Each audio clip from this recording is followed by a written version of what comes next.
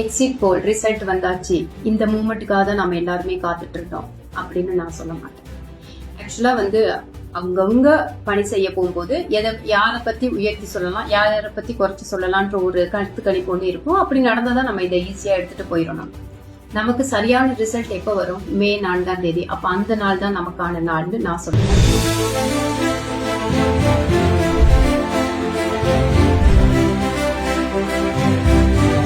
தாவேகா தலைவர் விஜயன் அவர்களுக்கும் நான் சொல்லிக்கிற ஒரு ஸ்மால் ரிக்வெஸ்ட், 4ஆம் தேதி முடிவு வர்றதுக்கு இடையில நீங்க ஒரு வீடியோ கிளிப் வெளியில விட்டா நல்லா இருக்கும்னு நான் நினைக்கிறேன். ஏன் அப்படின்னா, இங்க பெரிய கட்சிகளோட தான் நாம போட்டிட்டு இருக்கோம். அதுவே நமக்கு பெருமையான ஒரு விஷயம் தான்.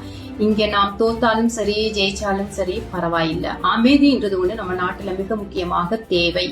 நாளைக்கு தளபதியின் கட்சியை சார்ந்தவர்கள் இப்படி எல்லாம் பண்ணிட்டாங்க, தோத்தாலும் சரி ஜெயிச்சாலும் சரி அப்படின்ற ஒரு விஷயம் வரவே கூடாது. அதே மாதிரி பெரிய கட்சியில இருக்கக்கூடியவங்க, திமுகவா இருக்கட்டும் அதிமுகவா இருக்கட்டும், அவர்கள் கட்சியில் இருக்கக்கூடிய பெரியவர்கள் முன்வைத்து சொல்ல வேண்டிய ஒரே விஷயம் என்னன்னா, யார் இங்க ஜெயிச்சாலும் தோத்தாலும் அமைதின்றது ஒண்ணு நமக்குள்ள வேணும். ஏன்னா எவ்வளவு சண்டை வந்தாலும் எவ்வளவு பிரச்சனைகள் வந்தாலும் அழிவது மக்களாக மட்டும்தான் இருப்பாங்க. ஏன்னா ஒரு கட்சி மேலோங்கி நிக்குது, அந்த கட்சி சரிஞ்சு கீழே விழுந்து இன்னொரு புது கட்சி வெளியில வந்துருச்சு அப்படின்னு தெரிஞ்சாலே அவர்களுடைய உக்கரமான அரசியல்